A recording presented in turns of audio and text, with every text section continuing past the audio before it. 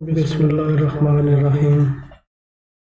इससे पहले हमने कुछ करैक्टरिस्टिक्स पढ़ी थी डिफरेंस इक्वेशन के बारे में कि डिफरेंस इक्वेशन का ऑर्डर क्या होता है, फिर उसके बाद वो लीनियर डिफरेंस इक्वेशन कौन सी होती है, नॉन लीनियर डिफरेंस इक्वेशन कौन सी होती है, ऑटोनोमस डिफरेंस इक्वेशन कौन सी होती है और नॉन ऑटोनोमस डिफरेंस इक्वेशन कौन सी होती है।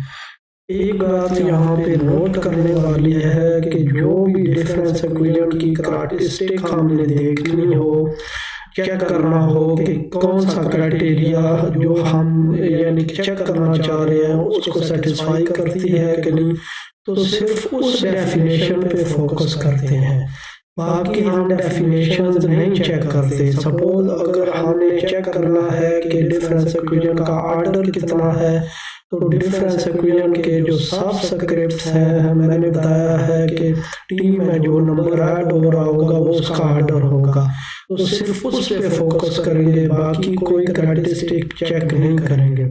फिर अगर हमने चेक करना हो कि डिफरेंस इक्वेशन लीनियर है या नॉन लीनियर है, तो फिर वो जो उनके क्राइटेरिया हैं या लीनियर के लिए क्या है कि जो स्टेट वेरिएबल्स हैं उनका जो कोफिशिएंट्स हैं वो या तो कांस्टेंट हों या फंक्शन ऑफ टाइम हों, लेकिन स्टेट वेरिएबल पे ना डिपेंड कर रहे हो तो वो लीनियर है।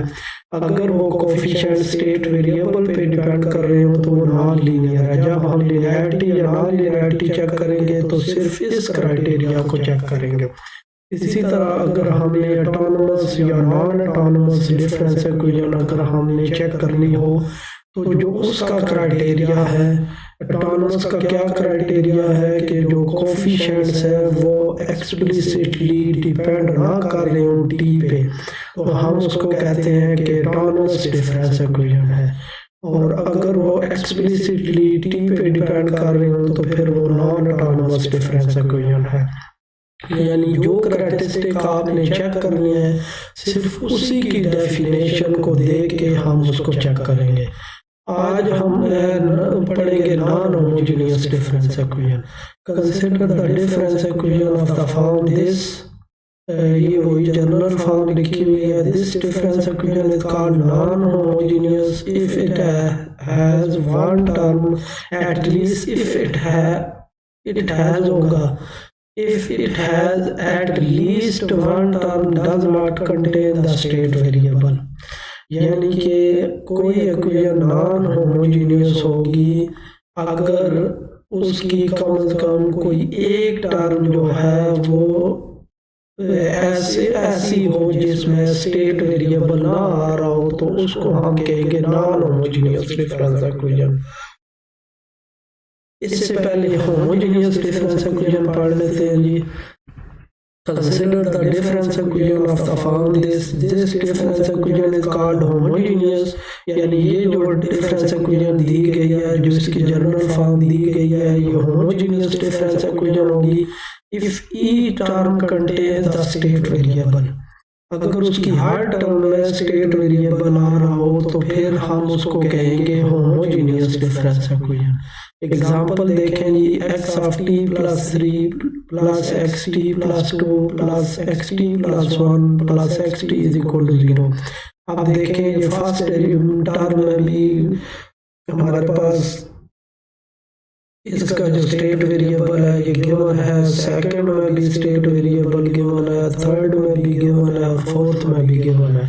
तो यही डेफिनेशन है होमोजेनियस की कि उसकी हर टर्म में हमारे पास स्टेट वेरिएबल दिया गया हो तो उसको हम कहेंगे होमोजेनियस डिफरेंस इक्वेशन। अब अगर प्रीवियस क्राइटेरिया इसके चेक करने हों तो पहले तो हम चेक करेंगे कि इसका ऑर्डर कितना, ऑर्डर के लिए टी में जो नंबर मैक्सिमम नंबर ऐड हो रहा है उसको चेक करेंगे, तो इसका ऑर्डर 3 है। और इसी तरह अगर हम चेक करेंगे ये लीनियर है या नॉन लीनियर है, तो इसके जो कोफिशिएंट चेक करेंगे, आप देखें इसके जो कोफिशिएंट हैं वो कांस्टेंट्स है, यानी कि वो स्टेट वेरिएबल पे डिपेंड नहीं कर रहे या in the form state variable नहीं है, इसलिए ये लीनियर है। अब ऑटोनोमस नॉन ऑटोनोमस चेक करते हैं, तो ऑटोनोमस का क्या क्या क्राइटेरिया है कि इसके जो स्टेट वेरिएबल के कोफिशिएंट हैं वो एक्सप्लिसिटली टी पे डिपेंड ना कर रहे हैं। तो ये जो डिफरेंस इक्वेशन है आप देखिए इसके जो कोफिशिएंट हैं वो एक्सप्लिसिटली टी पे डिपेंड नहीं कर रहे, तो इसलिए ये हमारे पास ऑटोनोमस डिफरेंस इक्वेशन है और होमोजेनियस डिफरेंस इक्वेशन है।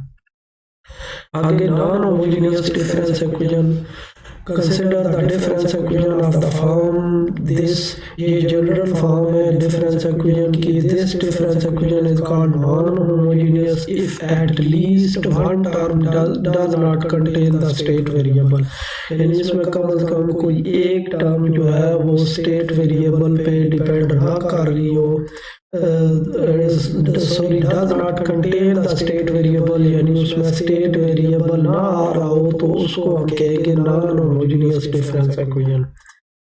अब एग्जांपल देखेंगे xt plus 3 plus xt plus 2 plus xt plus 1 plus xt is equal to 1।